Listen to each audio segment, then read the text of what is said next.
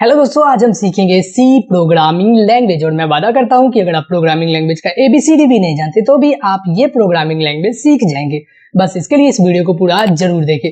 अब सबसे पहली बात कि अगर आप सॉफ्टवेयर डेवलपर बनना चाहते हैं, सॉफ्टवेयर बनाना सीखना चाहते हैं, तो आपको सबसे पहले सी लैंग्वेज ही क्यों सीखना चाहिए। क्या कोई और लैंग्वेज जैसे कि HTML, PHP, APK या फिर पाइथन ही हम डायरेक्ट क्यों ना सीख ले। तो मैं बता दूं कि सी जो है वो एक बेसिक प्रोग्रामिंग लैंग्वेज जरूर है, लेकिन अगर आप ये प्रोग्रामिंग लैंग्वेज सीख जाते हैं तो आप बाकी सभी प्रोग्रामिंग लैंग्वेज आसानी से सीख जाएंगे। क्योंकि सी प्रोग्रामिंग से आपको सॉफ्टवेयर प्रोग्राम के काम करने का तरीका भी पता चलता है कि कोई प्रोग्राम जो है वो काम कैसे करता है। लेकिन अगर आप जो है कोई डायरेक्ट हायर लेवल के प्रोग्राम को सीखने की कोशिश करेंगे तो आपको वहां पर कुछ भी समझ नहीं आएगा, आपको जो है प्रोग्रामिंग काफी मुश्किल लगेगी। इसलिए हमें सबसे पहले सी लैंग्वेज ही सीखना चाहिए। सी लैंग्वेज लिखने के लिए हमें एक कंपाइलर सॉफ्टवेयर चाहिए होगा जो कि हमारे द्वारा लिखे गए प्रोग्राम को समझ सके। अगर आप बिना कंपाइलर इंस्टॉल किए सी या C++ प्रोग्राम को रन करना चाहते हैं, अगर आप फोन पर ही प्रोग्रामिंग करना चाहते हैं तो आप यहाँ पर onlinegdb.com की वेबसाइट पर जाएं और इसके बाद यहाँ पर सी प्रोग्राम को सिलेक्ट करें। इससे जो है आप अपने फोन पर भी प्रोग्रामिंग कर सकते हैं। लेकिन अगर आपके पास कंप्यूटर है तो आपके लिए ज्यादा चाहिए होगा कि आप केवल 9 MB के इस कंपाइलर सॉफ्टवेयर को इंस्टॉल कर लें, जिससे कि आपको इंटरनेट पर डिपेंड ना रहना पड़े। विंडो यूज करने वाले यहाँ पर क्लिक करके डिस्क्रिप्शन बॉक्स में जो पहला लिंक दिया गया है उस पर क्लिक करके इस टर्बो C++ वेबसाइट पर जाकर यहाँ से इस सॉफ्टवेयर को डाउनलोड कर सकते हैं। ये जो सॉफ्टवेयर है वो जिप फाइल के अंदर होगा, जिसे कि हम डेस्कटॉप पर यहाँ से एक्सट्रैक्ट कर लेंगे। अब यहाँ पर डेस्कटॉप पर बने इस फोल्डर में जाकर इस सेटअप को रन करके इसे हम इंस्टॉल कर लेंगे। इंस्टॉल करना आसान है और मुझे लगता है कि आप आसानी से इस सॉफ्टवेयर को इंस्टॉल कर लेंगे। बस यहाँ पर नेक्स्ट नेक्स्ट करके इस सॉफ्टवेयर को इंस्टॉल कर लेना है और इंस्टॉल करने के बाद इसे हम रन करते हैं। इसमें जो पहली स्क्रीन यहाँ पर ये आएगी। यहाँ पर हमें एक नया प्रोग्राम बनाना चाहते हैं तो हम यहाँ पर स्टार्ट टर्बो C++ बटन पर क्लिक करेंगे। अब ये ब्लू स्क्रीन आएगी जिसमें हम अपने प्रोजेक्ट का प्रोग्राम लिखेंगे। इस सॉफ्टवेयर को क्लोज करने के लिए जो सभी सॉफ्टवेयर में क्लोज का आइकॉन मिलता है वो यहाँ पर आपको नहीं मिलेगा। जब भी आपको इस टर्बो C++ सॉफ्टवेयर को क्लोज करना हो तो इसके लिए आप कीबोर्ड से ऑल्ट के साथ X की को प्रेस कर सकते हैं या फिर इस ऑप्शन में जाकर यहाँ से इस प्रोग्राम को एग्जिट कर सकते हैं। इस टर्बो C++ प्रोग्राम को कोई भी सी प्रोग्राम लिखने से पहले हम चाहे कोई भी सी का प्रोग्राम लिखे, हम सबसे पहले हेडर फाइल को इंक्लूड करते हैं। हेडर फाइल बेसिकली कुछ कामों को पूरा कराने के लिए पहले से बने हुए कुछ फंक्शंस की लाइब्रेरी होती है। कोई भी हेडर फाइल के अंदर कई सारे फंक्शंस पहले से डिफाइंड किया हुआ होता है और उसके अंदर के फंक्शंस को यूज करने के लिए इन्हें हम अपने हर सी प्रोग्राम में जोड़ते हैं। किसी भी हेडर फाइल को अपने प्रोग्राम के साथ जोड़ने के लिए हम यहाँ पर लिखते हैं #include और इसके बाद जो भी हेडर फाइल हम इसके साथ जोड़ेंगे उसका नाम लिखेंगे। जैसे कि मैं यहाँ पर studio.h हेडर फाइल को जोड़ूंगा तो यहाँ पर मैं कुछ इस तरीके से इसे लिखता हूँ। इस studio.h हेडर फाइल के अंदर इनपुट और आउटपुट से रिलेटेड सारी फंक्शंस होती है जो कि हमारी हेल्प करेगी प्रोग्राम में इनपुट या फिर आउटपुट देने में। यानी कि इसके बिना हम हमारे प्रोग्राम से ना तो कीबोर्ड से कोई इनपुट ले सकते हैं और ना ही हमारा प्रोग्राम आउटपुट के रूप में डिस्प्ले पर स्क्रीन पर कुछ भी आउटपुट करा सकता है। इसलिए हम सभी प्रोग्राम में इसे लिखते हैं। न्यू लाइन पर जाने के लिए हम कीबोर्ड से एंटर की को यहाँ पर प्रेस करेंगे जिससे कि हम नए लाइन पर आ जाएंगे। अब इसी तरह से यहाँ पर हमें एक और हेडर फाइल को इंक्लूड करना है जिसका नाम है conio.h। इस हेडर फाइल के अंदर भी कई सारे ऐसे फंक्शंस डिफाइंड होती है जो कि एक बेसिक प्रोग्राम बनाने में हमें जरूरत होगी, इसलिए हम अपने हेडर फाइल में इसे भी इंक्लूड करते हैं। तो यहाँ पर हम लिखते हैं #include, इसके बाद यहाँ पर conio.h। अगर आपको ये सब समझ में नहीं, दोनों के बारे में डिटेल में समझ में नहीं आया तो कोई बात नहीं, मैं आपको एक एग्जाम्पल के साथ इन दोनों के बारे में अच्छे से समझा दूंगा। इसके बाद हम लिखते हैं यहाँ पर मेन फंक्शन। इसका क्या काम है ये जानने से पहले हम फंक्शन के बारे में जान लेते हैं। फंक्शन जो होता है वो एग्जीक्यूटेबल स्टेटमेंट का एक सेट होता है जो कि कोई एक खास काम को करवाता है। प्रत्येक फंक्शन का एक यूनिक नाम होता है और उसके साथ में एक छोटा कोष्ठ लगा होता है और ये किसी एक खास काम को ही करते हैं। यहाँ पर मैंने जो मेन के साथ ब्रैकेट लिखा हुआ है वो एक फंक्शन है और ये फंक्शन किसी एक खास काम को करवाने के लिए हम बनाते हैं। इस फंक्शन से जो भी काम हम करवाना चाहते हैं वो हम इस फंक्शन के बीच यहाँ पर कर्ली ब्रैकेट देकर यहाँ पर इसके बीच लिखेंगे। अपने बनाए हुए इस फंक्शन का नाम हमने मेन इसलिए रखा हुआ है क्योंकि जब सी प्रोग्राम कंपाइल होता है तब जो कंपाइलर है वो सबसे पहले मेन नाम के ही फंक्शंस को ढूंढता है और उसके अंदर लिखे गए काम को करवाता है और इसके अंदर हम अपना प्रोग्राम लिखते हैं। इस मेन फंक्शन को या तो आप वॉइड के साथ लिख सकते हैं या फिर इंटीजर्स के साथ। दोनों में क्या अंतर है वो मैं आपको आगे डिटेल में बताऊंगा। फिलहाल मैं यहाँ पर वॉइड लिख देता हूँ। ये एक बेसिक स्ट्रक्चर है जो हमें हर सी प्रोग्रामिंग करते वक्त लिखना पड़ता है। अगर आप कोई भी प्रोग्राम सी में बनाते हैं तो सबसे पहले आपको इतना कोड तो अपने प्रोग्राम में लिखना ही पड़ेगा। अब इस कर्ली ब्रैकेट के अंदर हम अपना प्रोग्राम लिखेंगे जो कि इस मेन फंक्शन को हमारे द्वारा दिया गया काम होगा। सी का हर प्रोग्राम वहां से रन होना शुरू होता है जहां मेन फंक्शन लिखा होता है। प्रोग्राम रन होते ही मेन फंक्शन ओपन ब्रैकेट के बाद के हर एक लाइन को पढ़ता है और उसे एग्जीक्यूट कराता है, और जैसे ही यहाँ पर कर्ली ब्रैकेट क्लोज का चिन्ह प्रोग्राम को मिलता है तो प्रोग्राम वहां पर एग्जिट हो जाता है। सी प्रोग्रामिंग में स्क्रीन पर कुछ शो कराने का काम प्रिंट एफ फंक्शन का होता है, जिसे कि हम इस तरह से लिखते हैं।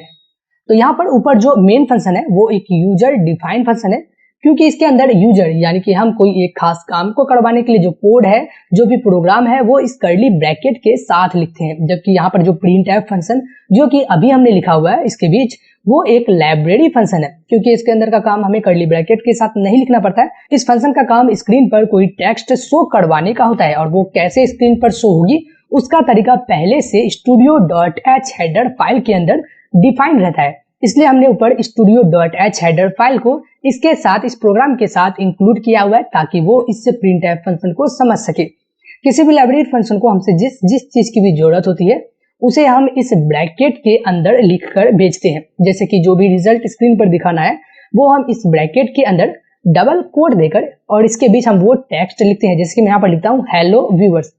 तो अब इस प्रिंट एफ फंक्शन का काम पूरा हो गया है, और कंपाइलर को ये बताने के लिए कि इस प्रिंट एफ फंक्शन का काम पूरा हो गया है, यहाँ पर अंतिम में सेमी कोलन डालेंगे।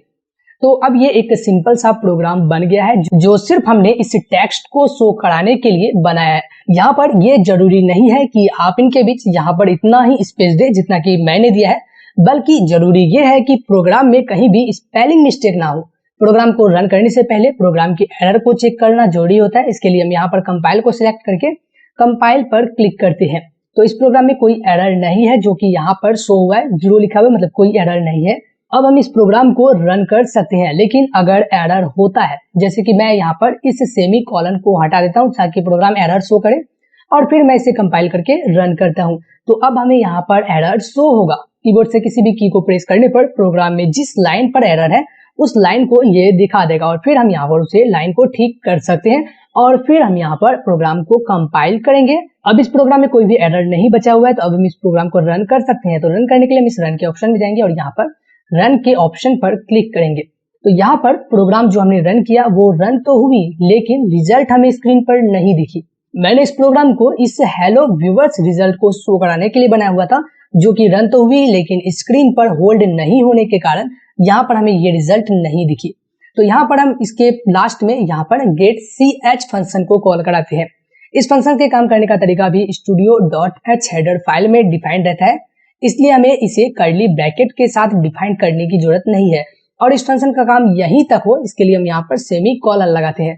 तो ये जो फंक्शन है वो जो भी रिजल्ट इस प्रिंट एफ फंक्शन से आएगा उसे स्क्रीन पर होल्ड कर कर रखेगा।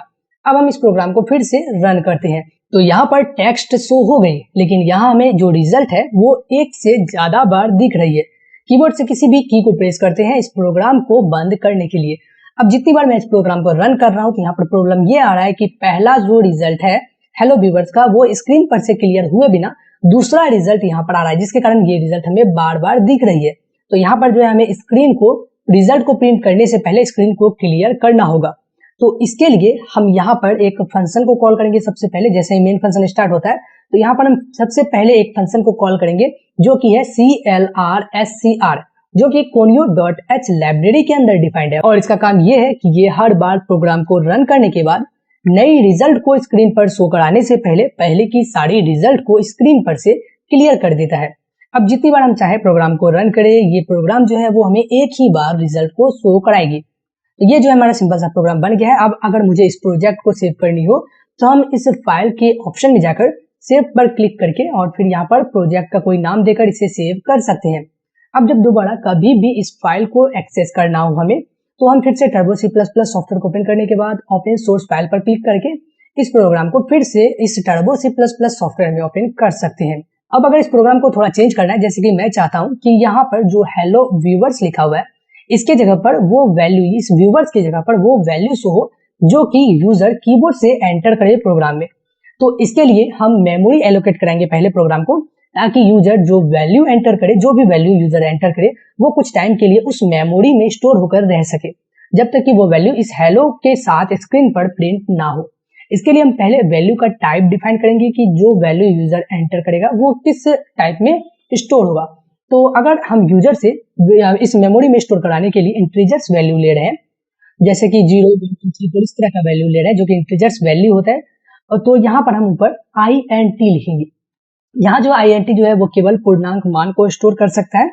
इसके बाद जिसमें वो वैल्यू स्टोर होगा, जो कि यूजर एंटर करेगा, वो वैल्यू जिसमें स्टोर होगा उस वेरिएबल का कोई नाम देंगे। फॉर एग्जांपल मैं इसका नाम XYZ कुछ भी रख देता हूँ, कोई भी नाम वेरिएबल का दे सकते हैं जो भी चाहे, लेकिन जो भी नाम आप वेरिएबल का रखेंगे उसमें आप स्पेस का यूज नहीं कर सकते। अब हम सेमीकोलन देते हैं इसे बंद करने के लिए। इसी तरह से अगर आप कैरेक्टर वैल्यू जैसे कि ABCD इस तरह का वैल्यू अगर आप इसमें स्टोर कराना चाहेंगे तो आप यहाँ पर इस INT की जगह पर CHAR लिखेंगे, जिससे कि इस XYZ में सिर्फ कैरेक्टर वैल्यू ही स्टोर हो सके। अगर दशमलव को इसमें स्टोर करना हो, दशमलव में कोई भी वैल्यू स्टोर करना हो, तब हम यहाँ पर इसके जगह पर फ्लोट लिखेंगे, FLOAT फ्लोट लिखेंगे। फ्लोट जो है वो कोई भी वैल्यू को दशमलव में स्टोर कर सकता है, और इन सबको हम डाटा टाइप कहते हैं। यहाँ पर जो हम INT लिखते हैं इंटीजर्स वैल्यू को स्टोर करने के लिए, या फिर हम यहाँ पर CHAR लिखते हैं कैरेक्टर वैल्यू को स्टोर करने के लिए, या फिर फ्लोट लिखते हैं, ये सभी डाटा टाइप कहलाते हैं। और इन सभी डाटा टाइप के कई वेरिएंट भी हैं, जैसे कि इसका फ्लोट का जो एक वेरिएंट है वो है डबल। डबल जो है वो ज्यादा शुद्धता से वैल्यू को स्टोर करा सकता है दशमलव में, इसलिए यह फ्लोट से ज्यादा मेमोरी भी लेता है। और भी बहुत सारे डाटा टाइप्स है। वैसे मुझे अभी इसमें कैरेक्टर को स्टोर सिर्फ कराना है, तो इसके लिए हम यहाँ पर CHAR लिखेंगे, जिससे कि इस ABC में कैरेक्टर वैल्यू ही स्टोर हो। अब हम चाहते हैं कि जो यूजर इस प्रोग्राम को रन करे उसे एक टेक्स्ट शो हो, और जो टेक्स्ट उनसे उनका नाम पूछे। तो टेक्स्ट को स्क्रीन पर शो कराने के लिए हम printf फंक्शन का यूज करते हैं, जैसे कि हमने पहले किया था हेलो व्यूवर्स को शो कराने के लिए। तो इसी तरह से हम यहाँ पर printf फंक्शन का यूज करते हैं कोई भी आउटपुट स्क्रीन पर शो कराने के लिए। और यहाँ पर इस printf फंक्शन के अंदर हम यहाँ पर टेक्स्ट लिखेंगे कि इंटर योर नेम। इसके बाद यहाँ पर लास्ट में सेमीकोलन देंगे इस फंक्शन के काम को बंद करने के लिए। इसके बाद मैं इसे कंपाइल करके इस प्रोग्राम को रन करता हूँ। अब यहाँ पर हमसे प्रोग्राम नाम पूछेगा, लेकिन साथ में यहीं पर ही हेलो भी प्रिंट करके देगा, जो कि गलत है। और हम नाम प्रिंट करने की कोशिश भी करेंगे तो प्रोग्राम जो है वो क्लोज हो जाएगा। ऐसा इसलिए होगा क्योंकि प्रोग्राम यूजर से नाम को एंटर तो करवा रहा है, उसे नाम पूछ रहा है, लेकिन जब यूजर कोई नाम एंटर कर रहा है तो यहाँ पर वो स्टोर करने के लिए हमने कोई प्रोग्राम नहीं बनाया, तो उस वैल्यू को इस ABC में स्टोर करने के लिए हमने कोई भी फंक्शन नहीं लिखा हुआ है। तो यहाँ पर यूजर से हम इनपुट लेकर उसे इस ABC में स्टोर करेंगे, और इनपुट लेने के लिए हम scanf फंक्शन को कॉल करेंगे, जो कि studio.h के अंदर डिफाइंड है। अब हम यूजर से इनपुट में कैरेक्टर वैल्यू को लेने वाले हैं। इसके लिए हम यहाँ पर सेमी कॉलन के बीच %c लिखेंगे। तो कैरेक्टर वैल्यू के लिए हम %c लिखते हैं। अगर इनपुट में हम यहाँ पर इंटीजर्स वैल्यू यूजर से लेने वाले हैं, स्टोर कराने वाले हैं, तब हम यहाँ पर इसके जगह पर %d लिखेंगे। इसी तरह से अगर हमें फ्लोट वैल्यू स्टोर कराना हो तब हम यहाँ पर दशमलव के लिए %f लिखते हैं। मुझे यूजर से कैरेक्टर वैल्यू को ही स्टोर कराना है, इसलिए मैं यहाँ पर %c लिखूंगा। अब कॉमा देकर एंड टाइप करेंगे, और फिर उस वैल्यू को जहां स्टोर करना है, जो भी यूजर वैल्यू एंटर करेगा उसे जहां पर स्टोर कराना है उसका नाम लिखेंगे। जैसे कि मैंने ऊपर एक वेरिएबल बनाया था ABC के नाम से, तो मैं चाहता हूं कि यूजर जो वैल्यू एंटर करे वो इस ABC में स्टोर हो। तो इसके लिए यहाँ पर हम ABC लिखेंगे। अब यूजर जो वैल्यू एंटर करेगा वो इस ABC के अंदर स्टोर होगा, और इसे हेलो के साथ प्रिंट कराने के लिए हम हेलो के साथ %c लिखेंगे, क्योंकि हम कैरेक्टर को प्रिंट करवा रहे हैं। तो यहाँ पर हम %c लिखेंगे, और फिर इस %c के जगह पर जो वैल्यू स्टोर होगा, इस %c के जगह पर हेलो के साथ जो वैल्यू प्रिंट होगा वो वैल्यू हम यहाँ पर रखेंगे। तो वो वैल्यू हम कॉमा के बाद लिखेंगे। मैं इसके जगह पर ABC के अंदर जो वैल्यू होगा उसे प्रिंट करवाना चाहता हूँ। ABC में यूजर द्वारा दिया गया वैल्यू स्टोर होगा, जो कि इसके साथ मैं प्रिंट करवाना चाहता हूँ। मैं यहाँ पर ABC लिखते हैं।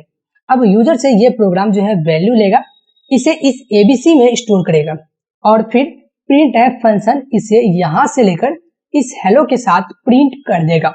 अब इस प्रोग्राम को मैं रन करता हूं। अब ये प्रोग्राम हमसे नाम पूछेगा, मैं अपना नाम डालकर एंटर करता हूं। तो इसने हेलो के साथ मेरा पूरा नाम प्रिंट नहीं किया, सिर्फ यहाँ पर इसने मेरे नाम का पहला कैरेक्टर जो कि A है, सिर्फ इसने वही प्रिंट किया।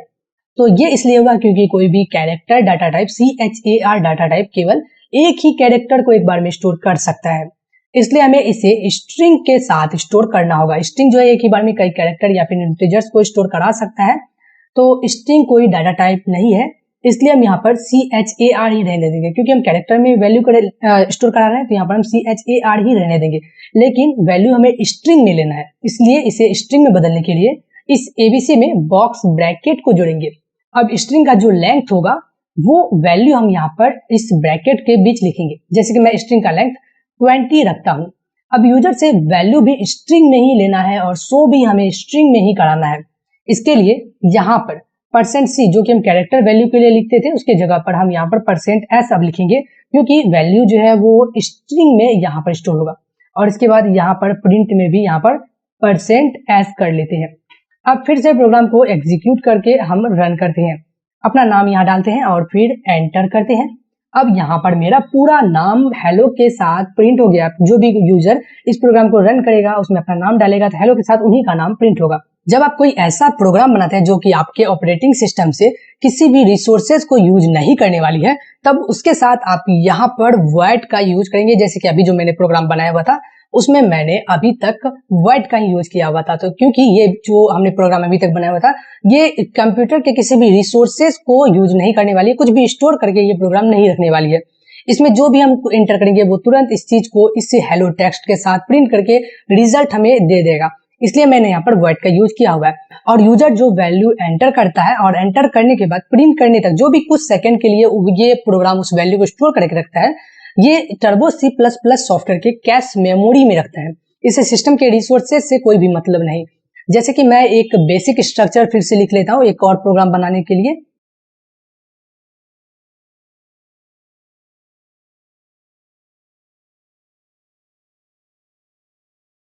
यहाँ पर मैंने एक बेसिक स्ट्रक्चर लिखा है। अगर हमें इसमें कोई ऐसा प्रोग्राम बनाना है जो कि कंप्यूटर के ऑपरेटिंग सिस्टम से कोई रिसोर्सेज को यूज करता है या फिर प्रोसेसर को यूज करता है, तब हम यहाँ पर मेन के पहले INT लिखते हैं, ताकि प्रोग्राम जो है वो ऑपरेटिंग सिस्टम से रिसोर्सेज को यूज कर सके। जैसे कि अगर आप कोई ऐसा प्रोग्राम बना रहे हैं जो कि आपके द्वारा एंटर किए गए कई सारी वैल्यूज को होल्ड करके रखता है, तब आप यहाँ पर इंटीजर्स मेन फंक्शन का यूज करें, जिससे कि वैल्यू को होल्ड करने के लिए ऑपरेटिंग सिस्टम जो है वो प्रोग्राम को कुछ देर के लिए मेमोरी एलोकेट करा सके और काम होने के बाद मेमोरी को रिलीज कर दे। इससे आपका जो प्रोग्राम है वो भी फास्ट रहेगा। जैसे कि अगले प्रोग्राम जिसमें कि हम एक सिंपल सा बेसिक कैलकुलेटर बनाएंगे, इसके लिए मैं यहाँ पर मेन के साथ इंटीजर्स लिखता हूँ ताकि ये प्रोग्राम हमारे ऑपरेटिंग सिस्टम के रिसोर्सेज को यूज कर सके। मेन फंक्शन के साथ इंटीजर्स का यूज जब भी हम करते हैं तब हम प्रोग्राम के खत्म होने, जो भी प्रोग्राम लिखते हैं उसके खत्म हो जाने के बाद सबसे लास्ट में रिटर्न 0 लिखते हैं, ताकि जब प्रोग्राम का काम खत्म हो जाए तो ये ऑपरेटिंग सिस्टम से लिए गए रिसोर्सेज जैसे कि मेमोरी या प्रोसेसर को रिलीज कर दे, ताकि वो जो प्रोसेसर या फिर मेमोरी है वो अपने दूसरे काम को कर सके। अब हम यूजर से कोई भी 2 नंबर को लेकर उसे जोड़ने का काम करेंगे। इसमें यूजर से लिया गया वैल्यू जो होगा वो इंटीजर्स में होगा, इसलिए हम यहाँ INT लिखते हैं। इसके बाद पहला वैल्यू जिसमें स्टोर होगा, जो भी वैल्यू यूजर एंटर करेगा वो जिसमें स्टोर होगा, जिस वेरिएबल में, उसका नाम लिखते हैं। जैसे कि मैं इसका नाम रख देता हूँ ABC, कोई भी नाम आप दे सकते हैं, मैंने ABC दिया है। इसी तरह से यूजर एक और इंटीजर्स वैल्यू को एंटर करेगा ताकि प्रोग्राम उन दोनों वैल्यूज को जोड़ सके। इसके लिए फिर से हम यहाँ पर लिखेंगे INT और इसके बाद वैल्यू जिसमें स्टोर होगा उसका नाम मैं रखता हूँ XYZ। यहाँ पर दोनों वेरिएबल इंटीजर्स में ही है, इसलिए हम इन सबको कॉमा देकर एक ही लाइन में भी लिख सकते हैं। अब तो इस तरह से हम इसे लिख सकते हैं। अब हम यूजर से पहला वैल्यू एंटर करने के लिए कहेंगे। इसके लिए मैं लिखता हूँ printf। यहाँ पे हम टेक्स्ट को शो कराने के लिए लिखते हैं। अब हम यहाँ पे लिखते हैं इंटर फर्स्ट नंबर, जिससे कि यूजर को ये टेक्स्ट शो हो जो कि यूजर से पहला नंबर पूछे। अब यूजर जो पहला नंबर इंटीजर्स वैल्यू एंटर करेगा, जो भी पहला इंटीजर्स वैल्यू एंटर करेगा उसे किसी एक वेरिएबल में स्टोर भी कराना है। इसके लिए स्टोर कराने के लिए हम यहाँ पर scanf फंक्शन का यूज करेंगे। इनपुट इंटीजर्स में ही होगा, यूजर के द्वारा दिया गया इनपुट इंटीजर्स में होगा। तो इंटीजर्स के लिए मैंने आपको बताया कि %d लिखते हैं ताकि यहाँ पर इंटीजर्स वैल्यू ही आ सके। तो यहाँ पर जो है सिर्फ यूजर इंटीजर्स यानी कि नंबर्स को ही एंटर कर सकेगा, पूर्णांक मान को ही स्टोर कर सकेगा। कमा देकर जिसमें ये इंटीजर्स स्टोर होगा उसका नाम लिखेंगे। जैसे कि मैं पहले नंबर को ABC वेरिएबल में स्टोर करा रहा हूँ, जिसके लिए यहाँ पर ABC लिखेंगे। अब यूजर से हम जो है ये जब नंबर स्टोर हो जाता है तब हम यूजर से दूसरे नंबर को एंटर करने के लिए कहेंगे। तो इसके लिए हम यहाँ पर फिर से लिखेंगे printf फंक्शन और यहाँ पर लिखेंगे इंटर सेकेंड नंबर। तो यहाँ पर जो है जब यूजर फर्स्ट नंबर एंटर कर देगा तो उसे ये टेक्स्ट शो होगा जिसमें उससे दूसरा नंबर पूछा जाएगा। अब दूसरे नंबर को स्टोर करने के लिए scanf फंक्शन देकर फिर से यहाँ पर %d लिखते हैं ताकि इसमें इंटीजर्स वैल्यू स्टोर हो सके। और यहाँ पर लिखते हैं XYZ, ताकि ये जो वैल्यू है, ये जो दूसरा वैल्यू है वो XYZ में जाकर स्टोर हो सके। अब प्रोग्राम इन दोनों नंबर्स को जोड़कर रिजल्ट जो है वो यूजर को देगा। इसके लिए हम फिर से प्रिंट एफ लिखकर इसमें लिखते हैं रिजल्ट इज टेक्स्ट है, इसलिए हम यहाँ पर इसे कॉमा देकर लिख देंगे। इसके बाद हम यहाँ पर रिजल्ट इसके बाद जो वैल्यू प्रिंट होगा वो वैल्यू इंटीजर्स में %d लिखेंगे और यहाँ पर कॉमा के बाद यहाँ पर जो वैल्यू XYZ में जो वैल्यू यूजर एंटर करेगा और ABC में जो वैल्यू यूजर एंटर करेगा, उन दोनों को जोड़कर यूजर को रिजल्ट इज में दिखाना है। तो उन दोनों वैल्यू को जोड़कर दिखाने के लिए मैं यहाँ पे लिखता हूँ ABC प्लस XYZ। अब ब्रैकेट बंद करके सेमीकोलन देंगे और अब हम इस प्रोग्राम को यहाँ से कंपाइल करके रन करते हैं। तो ये प्रोग्राम हमसे पहला नंबर पूछ रहा है, मैं यहाँ पर 8 एंटर कर देता हूँ और फिर सेकेंड नंबर में 7 डालकर एंटर करता हूँ। तो अब यहाँ पर दोनों नंबर को जोड़कर रिजल्ट हमें शो हो गई है। इस तरह से आप यहाँ पर नंबर सब्सट्रैक्ट अगर करवाना चाहते हैं तो सब्सट्रैक्ट करने के लिए प्रोग्राम आप सेम लिखेंगे, यहाँ पर सिर्फ आप यहाँ पर माइनस की इसके जगह पर लिख देंगे। अगर आपको मल्टीप्लिकेशन कराना है तो आप यहाँ पे स्टार लिखेंगे। इसी तरह से अगर आपको दो नंबर्स को डिवाइड करना हो तो आप यहाँ पर स्लैश का यूज करेंगे। इससे प्रोग्राम जो है उसी काम को करेगा जो भी आप यहाँ पर जो सिंबल आप यहाँ पर देंगे। आप एक ही प्रोग्राम में चारों रिजल्ट को एक साथ अगर शो कराना चाहते हैं तो आप चारों रिजल्ट को प्रिंटफ के साथ इस तरह से एक ही साथ लिख सकते हैं। तो यहाँ पे हमने 4 बार प्रिंटफ लिखा है और चारों रिजल्ट को हमने यहीं पर लिख दिया है। यहाँ पर मैंने एडिशन, सब्सट्रैक्शन, मल्टीप्लिकेशन और डिवीजन को एक साथ में प्रिंट किया है। फर्स्ट रिजल्ट जोड़ के लिए, सेकेंड रिजल्ट घटाव के लिए, तीसरा रिजल्ट गुना के लिए और फोर्थ रिजल्ट भाग के लिए। अब इसे कंपाइल करते हैं और फिर इसे रन करते हैं। अब प्रोग्राम हमें उसी तरह से फर्स्ट नंबर और सेकेंड नंबर पूछ रहा है, तो यहाँ पर मैं 8 और 7 एंटर करता हूँ। अब यहाँ पर हमें फर्स्ट रिजल्ट दोनों को जोड़कर नंबर शो हुए हैं। इसी तरह से सेकेंड में रिजल्ट को सब्सट्रैक्ट करके यहाँ पर शो हुए हैं रिजल्ट। तीसरा रिजल्ट जो है वो मल्टीप्लिकेशन का है और चौथा रिजल्ट डिवीजन के लिए है। लेकिन यहाँ पर लास्ट में जो डिवीजन के लिए रिजल्ट है वो गलत है, क्योंकि 8 को 7 से डिवाइड करने पर रिजल्ट जो होता वो पॉइंट में आता, लेकिन यहाँ पर 1 लिखा हुआ है, 1 लिखा हुआ, लेकिन इसके बाद जो पॉइंट आता वो यहाँ पर शो नहीं हो रहा है। इसका कारण ये है कि यहाँ पर हमने प्रोग्राम में जितना भी वैल्यूज लिया हुआ था वो इंटीजर्स में लिया था और जो शो भी कराया था वो भी इंटीजर्स में था। तो यहाँ और इंटीजर्स जो है वो सिर्फ पूर्णांक मान को ही दिखाता है, जैसा कि मैंने वो पहले ही बताया था। तो इसके लिए यहाँ पर हम प्रोग्राम में जितने भी वैल्यूज हैं उसको फ्लोट में बदलेंगे, जो कि दशमलव वैल्यू को स्टोर कराता है। इसके लिए यहाँ पर इंटीजर्स को हटाकर FLOAT फ्लोट लिखेंगे और स्कैन एफ में भी %d के जगह पर, जो कि हमने इंटीजर्स के लिए %d लिखा था, उसके जगह पर फ्लोट के लिए %f लिखेंगे, क्योंकि हम यहाँ पर फ्लोट वैल्यू को स्टोर करेंगे। सेकेंड वैल्यू में भी इसे %f कर लेंगे और यहाँ पर अब हम आते हैं रिजल्ट में। रिजल्ट में भी जहाँ पर d लिखा हुआ है उस d को हटाएंगे, जो कि हम इंटीजर्स के लिए लिखते हैं, इसे हटाएंगे और यहाँ पर एक पॉइंट देंगे। अब पॉइंट के बाद हम जितने अंकों को रिजल्ट में शो कराना चाहते हैं पॉइंट के बाद वो हम लिखेंगे। जैसे कि अगर मैं रिजल्ट में दशमलव के बाद 2 अंकों को शो कराना चाहता हूँ तो यहाँ पर मैं 2 लिखूंगा। अगर एक ही अंक को शो कराना हो तो यहाँ पर हम 1 लिखेंगे और फिर फ्लोट वैल्यू हमें स्टोर कराना, फ्लोट वैल्यू में से शो कराना है, तो इसके लिए हम यहाँ पर f लिखेंगे। इसी तरह से इन वैल्यू को दशमलव में बदलने के लिए इन्हें भी फ्लोट में बदल लेंगे। मैंने केवल यहाँ भाग के लिए यहाँ पर 0.2f लिखा है। इससे भाग में दशमलव के बाद जो है 2 अंक शो होगी, लेकिन बाद बाकी सभी में दशमलव के बाद सिर्फ एक ही अंक शो होगी। अब मैं इसे प्रोग्राम को यहाँ से कंपाइल करके रन करता हूँ। अब यहाँ वैल्यू एंटर करेंगे, जैसे कि मैं एंटर करता हूँ 9 और 7। अब ये जो सारी रिजल्ट है वो हमें पॉइंट के साथ सही से दिख रही है, लेकिन सारी रिजल्ट जो है वो सभी एक ही लाइन में है। इसे अलग अलग लाइन में शो कराने के लिए हम प्रोग्राम में सभी रिजल्ट के साथ सबसे लास्ट में यहाँ पर \n का यूज करते हैं, ताकि सभी रिजल्ट अलग अलग लाइन में शो हो।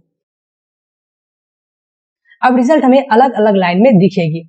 अब मैं इसी प्रोग्राम को बदलकर एक ऐसा प्रोग्राम बनाना चाहता हूं जो कि एडिशन, सब्सट्रैक्शन, मल्टीप्लिकेशन या डिवीजन सब करे, लेकिन जब हमें जिस रिजल्ट की जरूरत हो सिर्फ वही रिजल्ट हमें स्क्रीन पर शो हो, जैसा कि एक कैलकुलेटर में होता है। तो अगर हमें गुना करना हो तो सिर्फ गुना का रिजल्ट शो हो, अगर हमें दो नंबर को जोड़े तो यहाँ पर सिर्फ जोड़ के लिए ही रिजल्ट शो हो। तो इसके लिए हम यहाँ पर यूज करेंगे स्विच स्टेटमेंट का। स्विच स्टेटमेंट एक स्टेटमेंट होता है जो कि हमें अलग अलग वैल्यूज के अकॉर्डिंग अलग अलग रिजल्ट को शो कराने के लिए परमिशन देता है। स्विच को यूज करने से पहले हम प्रोग्राम में यहाँ के सारे रिजल्ट को सिलेक्ट करके इसे हटाएंगे, क्योंकि ये जो रिजल्ट है वो डायरेक्टली शो नहीं होने वाले, इसलिए हम यहाँ पर चारों रिजल्ट को हटाएंगे और इसके लिए हम यहाँ पर इस ऑप्शन में जाकर इसे क्लियर कर लेंगे, जिससे कि ये चारों रिजल्ट जो है वो सिर्फ डिलीट हो जाएगी। अब हमें यूजर से फर्स्ट नंबर और सेकेंड नंबर के अलावा ये भी पूछना होगा कि यूजर नंबर्स को जोड़ना चाहता है, घटाना चाहता है, गुना करना चाहता है या फिर भाग करना चाहता है। इसके लिए हम यूजर से एक कैरेक्टर वैल्यू इनपुट कराएंगे जिसमें कि यूजर ये चारों में से कोई सिंबल एंटर करेगा, या तो प्लस का या फिर माइनस का या फिर स्टार का या फिर भाग के लिए स्लैश का। यहाँ पर जो ये चारों सिंबल है ये कैरेक्टर वैल्यू होता है। तो यहाँ पर हम इसके लिए और एक वेरिएबल डिफाइन करेंगे जो कि कैरेक्टर वेरिएबल होगा और उसका जो नाम होगा वो ऑपरेटर होगा। तो यहाँ पर मैं इतना लंबा नाम नहीं रखने के बजाय OPER कर लेता हूँ इसका नाम। तो यहाँ पर मैंने इसका नाम OPER रख लिया है। अब मैं यूजर को एक ऑपरेटर एंटर करने के लिए कहूंगा जिसमें यूजर प्लस माइनस स्टार या स्लैश का सिंबल एंटर करेगा। तो इसके लिए हम यहाँ पर प्रिंट एफ लिखकर ये टेक्स्ट लिखते हैं ताकि यूजर को ये टेक्स्ट शो हो। तो यहाँ पर यूजर प्रोग्राम जब रन करेगा तो उसे सबसे पहले ये टेक्स्ट शो होगा और जैसे ही यूजर कोई सिंबल यहाँ पर एंटर करता है तो इसे अब हमें इस ऑपरेटर में स्टोर कराना है। तो इसके लिए यहाँ पर हम स्कैन एफ फंक्शन को यूज करेंगे और यहाँ पर हमें जो वैल्यू यूजर एंटर करेगा वो कैरेक्टर में होगा, इसलिए हम यहाँ पर %c लिखेंगे। कॉमा के बाद यहाँ पर हम OPER लिखेंगे जो कि इसे स्टोर करने के लिए जो वेरिएबल मैंने ऊपर बनाया हुआ है उसका नाम है। अब इस OPER वैल्यू के अनुसार जो भी यूजर ऑपरेटर वैल्यू एंटर करेगा उसके अनुसार रिजल्ट देने के लिए हम नीचे स्विच फंक्शन लिखेंगे और इसमें हम कर्ली ब्रैकेट लगाएंगे कुछ इस तरीके से और इसके अंदर ही हम सभी केस लिखेंगे। अब ये स्टेटमेंट OPER के वैल्यू को सिर्फ चेक करेगा, जो भी यूजर ऑपरेटर में वैल्यू एंटर करेगा जो कि OPER में स्टोर होगा, सिर्फ ये जो स्विच केस है ये सिर्फ उसी को चेक करेगा, इसलिए हम यहाँ पर बीच में OPER लिखते हैं। अब जैसे कि अगर यूजर इस OPER में प्लस वैल्यू को एंटर करेगा तब प्रोग्राम जो है सिर्फ जोड़कर रिजल्ट स्क्रीन पर शो कराएगा, इसलिए हम यहाँ पर पहला केस लिखते हैं, यहाँ पर CASE केस लिखते हैं, इसके बाद कॉलन देंगे और यहाँ पर सबसे पहले केस में मैं प्लस लिखता हूँ। मतलब कि जब यूजर चूज द ऑपरेटर में ऊपर जो टेक्स्ट होगा उसमें अगर यूजर प्लस की को लिखता है तब ये केस रन होगा जिसमें दोनों वैल्यू को जोड़कर मैं प्रिंट करवाऊंगा। तो यहाँ पर मैं लिखता हूँ प्रिंट एफ, इसके बाद फंक्शन और यहाँ पर लिखता हूँ रिजल्ट इज। इसके बाद हम यहाँ पर इस टेक्स्ट को लिखने के बाद यहाँ पर लिखेंगे %.2f। तो यहाँ पर हमने .2f इसलिए लिखा हुआ है ताकि दशमलव के बाद जो है 2 अंक भी शो हो इसके साथ, तो ये जो वैल्यू है वो दशमलव में शो होगा, इसलिए हमने इसे लिखा हुआ इस तरह से। इसके बाद हम यहाँ पर लिखेंगे ABC + XYZ ताकि ये दोनों नंबर्स को जोड़कर शो हो। अब जब यूजर ऑपरेटर में प्लस की को प्रेस करेगा तो ही ये केस रन होगा और हमें ये जोड़ का रिजल्ट दिखेगा, और जब ये रन हो ही जाएगा तो कंपाइलर को आगे के केस को पढ़ने की जरूरत नहीं है, इसलिए हम यहाँ पर लिखेंगे ब्रेक, सेमीकोलन के साथ लिखेंगे ब्रेक। अगर ये केस रन नहीं हो पाता है, मतलब यूजर जो ऑपरेटर में ये प्लस का वैल्यू एंटर नहीं करता है, तब प्रोग्राम जो है वो दूसरे केस को चेक करेगा। इस केस के रिजल्ट को शो कराने के लिए ऑपरेटर में यूजर को माइनस की को कीबोर्ड से प्रेस करना होगा, तो ही इस केस में लिखा कोड जो है, इस केस में लिखा रिजल्ट जो है वो यूजर को दिखेगा। तो ये केस यूजर जो वैल्यू देगा फर्स्ट और सेकेंड नंबर में, दोनों वैल्यू को घटाकर रिजल्ट यूजर को देगा और फिर स्टेटमेंट को यहाँ पर ब्रेक कर देगा। तो हमने सेम उसी तरीके से यहाँ पर भी लिख लिया है केस को, सिर्फ हमने यहाँ पर माइनस की का यूज किया है। गुना के लिए ऑपरेटर का वैल्यू स्टार होना चाहिए, जब यूजर गुना करेगा तो वहां पर उसे स्टार वैल्यू को प्रेस करना पड़ेगा ऑपरेटर में, और अगर यूजर भाग करना चाहता है 2 नंबर को तो उसे यहाँ पर स्लैश की को ऑपरेटर में प्रेस करना होगा। अगर यूजर इस ऑपरेटर में कोई ऐसा वैल्यू एंटर कर दे जो कि इन केसेस से नहीं मिलता हो, अगर यूजर कोई और ही वैल्यू गलत वैल्यू एंटर कर दे तो उसे एक मैसेज भी शो होना चाहिए। तो यहाँ पर हम वो मैसेज लिखेंगे जो कि डिफॉल्ट केस में कॉल होगा। तो इसके लिए हम यहाँ पर लिखते हैं डिफॉल्ट और इसके बाद यहाँ पर हम प्रिंट करवाएंगे इनवैलिड ऑपरेटर। तो यहाँ पर जब यूजर प्लस माइनस स्टार या स्लैश का सिंबल नहीं देगा तो ये केस रन होगा, ये जो डिफॉल्ट केस है वो रन होगा। अब मैं इस प्रोग्राम को कंपाइल करता हूँ और फिर इसे रन करता हूँ। यहाँ ऑपरेटर चूज करने के लिए सबसे पहले हमें बोला जा रहा है, तो मैं यहाँ पर गुणा करने के लिए स्टार की को प्रेस करता हूँ और एंटर करता हूँ। फर्स्ट नंबर में ऐड की को एंटर करता हूँ और यहाँ पर सेकेंड में 7 को प्रेस करता हूँ। तो यहाँ पर जो है दोनों नंबर को गुना करके रिजल्ट हमें शो कराएगी। इसी तरह से अगर हमें भाग देना हो तो हम स्लैश की को ऑपरेटर में प्रेस करेंगे, फर्स्ट और लास्ट नंबर एंटर करेंगे तो ये भाग का रिजल्ट हमें देगा। तो ये जो है एक कैलकुलेटर की तरह हम इसे यूज कर सकते हैं। इस तरह से जोड़ के लिए हम प्लस की को प्रेस करेंगे और घटाव करने के लिए माइनस की को। अगर यूजर कोई और की ऑपरेटर में देगा, जैसे कि ऑपरेटर में ही मैं यहाँ पर 7 लिख देता हूँ और फिर फर्स्ट नंबर और लास्ट नंबर डालकर एंटर करता हूँ, तो हमें यहाँ पर इनवैलिड ऑपरेटर का मैसेज शो होगा जो कि हमने डिफॉल्ट केस में रखा था। अब ऐसा नहीं है कि आप इस स्विच स्टेटमेंट का यूज करेंगे सिर्फ जोड़ घटा गुना भाग ही करेंगे, बल्कि आप इसका यूज कई कामों के लिए कर सकते हैं। लेकिन स्विच में जो वैल्यू इस वेरिएबल में स्टोर होगा वो सिर्फ एक इंटीजर्स या फिर कैरेक्टर में ही होना चाहिए। जैसे कि अगर आप किसी अल्फाबेट के सभी फ्रेंड का डेट ऑफ बर्थ के लिए प्रोग्राम बनाना चाहते हैं तो आप प्रोग्राम ऐसे लिखेंगे। तो यहाँ पर प्रोग्राम का पहले हम बेसिक स्ट्रक्चर लिखेंगे। CLR क्लियर को स्क्रीन को क्लियर करने के लिए हमने लिखा। फिर यहाँ पे जो वैल्यू यूजर एंटर करेगा, जो भी अल्फाबेट यूजर एंटर करेगा वो कैरेक्टर में होगा, इसलिए हमने यहाँ पे CHAR लिखा कैरेक्टर के लिए। और जो वैल्यू एंटर करेगा वो X वेरिएबल में स्टोर होगा, इसलिए हमने यहाँ पे वेरिएबल का नाम X लिखा, जो कि आप कुछ भी रख सकते हैं। इसके बाद यहाँ पे एक टेक्स्ट होगा, शो होगा यूजर को, तो इसलिए हमने यहाँ पे printf लिखा और जो टेक्स्ट होगा वो होगा इंटर एन अल्फाबेट होगा। इसके बाद जो भी अल्फाबेट यूजर एंटर करेगा वो scanf फंक्शन से हम वो कैरेक्टर में X वेरिएबल में स्टोर होगा। इसके बाद स्विच स्टेटमेंट चालू होगा जो कि X के वैल्यू को चेक करेगा। अगर यूजर अल्फाबेट में A की को प्रेस करता है तो यहाँ पर A नाम के सभी फ्रेंड का डेट ऑफ बर्थ शो कराने के लिए हमने यहाँ पर printf में टेक्स्ट लिखा है। इसी तरह से अगर यूजर अल्फाबेट में S की को प्रेस करता है तो S नाम के सभी फ्रेंड का डेट ऑफ बर्थ शो होगा। इसी तरह से अगर यूजर R की को प्रेस करता है तो R नाम के सभी फ्रेंड का डेट ऑफ बर्थ शो होगा। डिफॉल्ट केस में हमने लिखा है कि डाटा इज नॉट अवेलेबल, मतलब यूजर अगर कोई अलग ही की प्रेस करता है जिस नाम का कोई फ्रेंड नहीं है तो उसे ये मैसेज शो होगा। गेट ch फंक्शन को हमने कॉल किया है ताकि जो भी रिजल्ट आए वो स्क्रीन पर होल्ड होके रह सके। रिटर्न 0 हमने लिखा है क्योंकि हमने मेन के साथ इंटीजर्स का यूज किया हुआ था। अब हम इस प्रोग्राम को कंपाइल करके रन करते हैं। अब जो अल्फाबेट हम लिखेंगे उस अल्फाबेट से जितने भी फ्रेंड्स हैं उन्हीं सबका डेट ऑफ बर्थ हमें एक जगह शो होगा। गलत नाम होने पर अगर हम कोई गलत वैल्यू एंटर करेंगे तो यहाँ पर शो होगा कि डाटा इज नॉट अवेलेबल, जो कि डिफॉल्ट में हमने रखा था। तो आप सी प्रोग्राम का यूज करके कोई भी बेसिक प्रोग्राम तो बना ही सकते हैं। वैसे सी में और भी कई सारे फंक्शंस और स्टेटमेंट्स होते हैं, जैसे कि फॉर लूप होता है, व्हाइल लूप होता है, ऐसे ही कई सारे स्टेटमेंट्स होते हैं जिसके बारे में मैंने आपको इस वीडियो में नहीं बताया क्योंकि इससे वीडियो जो है वो काफी लंबी हो जाती और जो भी कुछ बचा हुआ उसके बारे में हम किसी और वीडियो में जानेंगे। तब तक आपने इस वीडियो में जितना सीखा उसकी प्रैक्टिस जरूर करें। बस इतनी चीजों का यूज करके आप कई सारे प्रोग्राम्स बना सकते हैं। तो फिर मिलते हैं किसी और वीडियो में। अगर आपको ये वीडियो पसंद आया तो लाइक करें और चैनल पर बने रहने के लिए चैनल को सब्सक्राइब करें और हो सके तो इस वीडियो को दोस्तों के साथ भी शेयर जरूर करें।